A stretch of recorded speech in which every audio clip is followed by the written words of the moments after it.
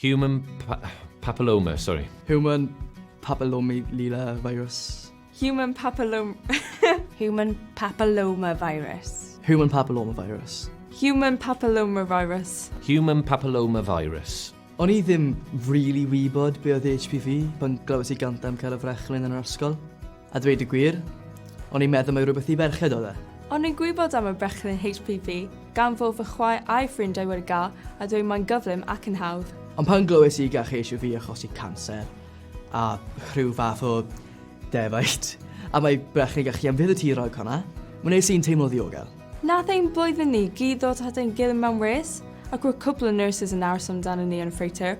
O'n i yn nerfus am aros am y brechlyn, ac roedd y 3, 2, 1 oedd yn drosodd. Ac o'n i fel, dyna gyd oedd o. Os yn gwneud chi ddiogel yn erbyn feirws I gallu gwneud chi sal, pam na byddwch chi?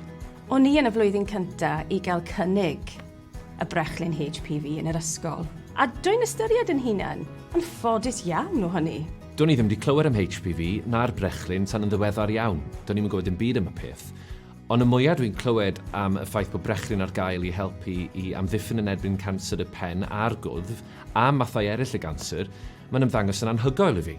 Mae canser ceg y groth yn rhywbeth o'n i'n clywed amdano pan o'n i'n tyfu lan. Ond nes I ddim deall yr effaith all hyn gael arna I, fy ffrindiau, fy nheulu, tan I fi dyfu lan. Wrth I chi fynd yn hun, mae'n fwy tebygol I chi ddod ar draws pobl o'ch cwmpas chi neu sy'n agos I chi yn cael canser. A mae'r syniad bod un pigiad yn yr ysgol yn gallu atal hynny rhag digwydd I chi neu'ch plant yn y dyfodol yn wych.